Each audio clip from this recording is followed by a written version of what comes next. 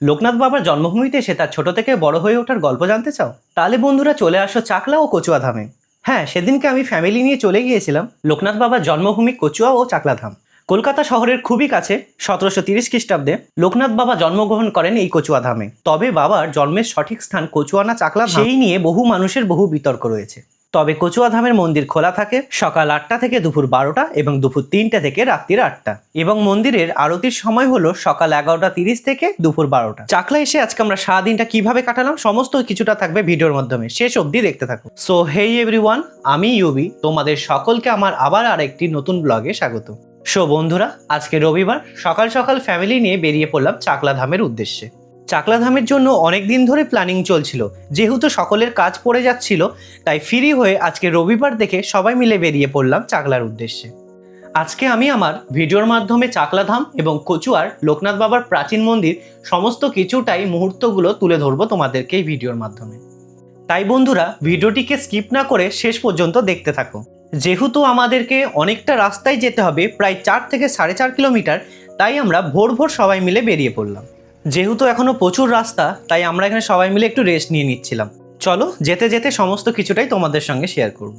আর কয়েক ঘন্টার রাস্তা, একেবারে লোকেশনে গিয়ে তোমাদের সঙ্গে কথা হচ্ছে। সো বন্ধুরা, ফাইনালি আজকে পৌঁছে গেলাম। আজকের আমাদের লোকেশন চাকলা ধাম। এই যে বড় এরিয়াটি দেখতে পাচ্ছেন, এখানে গাড়ি পার্কিং করতে হয়। যেহেতু মন্দিরে প্রবেশ করব, একজন দিদিমা এসে সকলকে তিলক পরিয়ে দিচ্ছিল। ওই যে একটু দূরে মন্দিরের বড় গেটটি দেখা যাচ্ছে। হঠাৎ করে কোথা থেকে এরা দুজন আমার কাছে এলো। বস বস দোকান থেকে বিস্কুট কিনে ওদেরকে খাওয়ালাম। দাঁড়াও, মন্দিরে ঢোকার আগে তোমাদেরকে একবার চারিদিকটা ঘুরিয়ে দেখাই। মন্দিরে ঢোকার আগে লোকনাথ বাবার জন্য এখান থেকে মালা কিনে নিলাম। চলো এবার মন্দিরের ভেতরে প্রবেশ করা যাক। যেহেতু পুজোর জন্য ডাব লাগবে, তাই বাড়ির সবাই মিলে ডাব দেখছিল, আর আমি সেই মুহূর্তে একটুখানি চারিদিকটা ঘুরে ঘুরে দেখছিলাম। ফাইনালি ডাব নেওয়া হয়ে গেছে।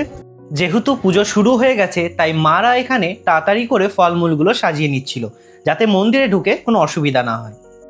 চলো এবার তোমাদের সকলকে নিয়ে মন্দিরের মধ্যে প্রবেশ করা যাক। মন্দিরে প্রবেশ করতে মন্দির পরিচালিত এই বিক্রয় বিভাগটা আপনারা আগে দেখতে পাবেন। এখানে সমস্ত রকমের দেবদেবীর মূর্তি এবং ঘর সাজানো জিনিসপত্র পাওয়া যায়। মন্দিরের পুরো জায়গাটা তোমাদেরকে ঘুরে ঘুরে দেখায়। কতটা বড় এবং কতটা সুন্দর এই মন্দিরটি। পুজো শুরু হয়ে গেছে, চলো এবার পুজোর জন্য ভেতরে ঢোকা যাক। দাঁড়ান, সবার প্রথমে তোমাদেরকে একটা জিনিস দেখায়। এই যে দান বিভাগটি দেখছেন, এখানে পার হেড 100 টাকা করে সবার জন্য টিকিট কেটে আপনি পার্সোনালভাবে ভালোভাবে পুজো দিতে পারবেন। আমি আগেই বলে দিই, যদি আপনারা পার্সোনালভাবে পুজো দিতে চান তো। এছাড়াও এখানে অনেক রকমেরই পুজো দেওয়ার ব্যবস্থা রয়েছে। ফাইনালি টিকিট কেটে আমরা লাইনে দাঁড়িয়ে পড়েছি। এবার এক এক করে আমরা ভেতরে এন্ট্রি করলাম। যেহেতু আমি ব্লগিং করি, তাই মন্দির থেকে আমি পারমিশন করিয়ে নিয়েছিলাম। ওরা অ্যালাউ করেছিল আমাকে মন্দিরের মধ্যে ভিডিও করার জন্য। চলো অঞ্জলিটা দিয়ে নিই। লোকনাথ বাবার পুজো কমপ্লিট। এবার বাইরে এসে এই শিব মন্দিরটাতে শিবের মাথায় জল ঢাললাম। মন্দিরে প্রবেশের সময় তোমাদেরকে একটি মাঠ দেখিয়েছিলাম, সেই মাঠেই একটা পাশে মন্দির আছে, যেখানে ধূপ এবং মোমবাতি জ্বালাতে হয়। চলো পুজোর জন্য ধূপ মোমবাতিটা জ্বালিয়ে নিই। কি কাণ্ড, এত হাওয়া দিচ্ছে যে মোমবাতি ধূপটা ধরছেই না। ফাইনালি ধরিয়ে এবার চলে এলাম পুজো দিতে। লোকনাথ বাবার উদ্দেশ্য করে ধূপ মোমবাতি ধরিয়ে নিলাম। পুজো সেরে বেরিয়ে এলাম মার্কেটের দিকে।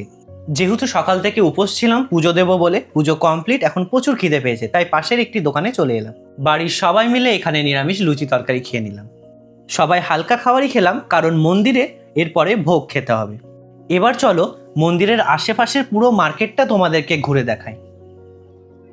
এখানে চারিদিকে তোমরা প্রচুর প্রচুর দোকানপত্র দেখতে পাবে। এখানে তোমরা বিভিন্ন রকমের ঠাকুর দেবতার মূর্তি এবং জিনিসপত্র, ঘর সাজানোর জিনিসপত্র, পুজোর জিনিসপত্র সমস্ত কিছু পেয়ে যাবে। আগেই বলে দিই, এখানে রিজনেবল বলে কিছুই হয় না, তোমাদেরকে একটু দরদাম করে নিতে হবে। বাড়ির সবাই মিলে আসলে যা হয়, সবাই সবার মতন যে যার একটা করে দোকানে গিয়ে জিনিসপত্র কিনতে লেগে গেছে। চলো এখানে দোকানপত্রে কি কি পাওয়া যায় সমস্ত কিছুটাই তোমাদের কাছে তুলে ধরবো। অনেক দিনের পর আমি এই ময়ূরের পালক দেখতে পেলাম, তাই আমিও একটা কিনে নিলাম। একটা ছোট বোনের সাথে দেখা হলো, আমি ওর দোকানে গিয়ে জিনিসপত্রের দাম করছিলাম। আর উপরেগুলো হ্যাঁ, তারপর ও দোকান থেকে কিছু জিনিস কিনে চলে আসলাম এই বড় স্টোরটাতে। দোকানে রাধা গোবিন্দর মূর্তিগুলি কি সুন্দর দেখুন। এই দোকানটি থেকে বাড়ির সকলের জন্য কাঠের কিছু জিনিসপত্র কিনে নিলাম। জিনিসপত্রের পাশাপাশি এখানে কত সবজির মার্কেট বসেছে দেখো। সত্যি বলতে এখানে সবজিপত্রের প্রচুর কম দাম, তাই বাড়ির জন্য আমরা ব্যাগ ভর্তি করে সবজি নিয়ে নিলাম। আর এই টাইমটিতে বাজারে প্রচুর পরিমাণে ভিড় হয়ে থাকে। যেতে যেতে হঠাৎ করে এই দোকানটা দেখতে পেলাম। পাকা পাকা কদবেল দেখে লোভ সামলাতে পারলাম না, তাই আমি হাত দিয়ে টিপে টিপে দেখছিলাম, আর আমি একখানা এখান থেকে কিনে নিলাম। তোমাদের অনেক মার্কেট ঘুরে দেখিয়েছি, এবার চলো মন্দিরের ওপরটা পুরোটা তোমাদেরকে ঘুরে দেখাই। এটি বড় মন্দিরের ফার্স্ট ফ্লোরও বলতে পারো। পুজোর আরতির সময় হয়ে গেছে, চলো নিচে গিয়ে তোমাদেরকে দেখাই।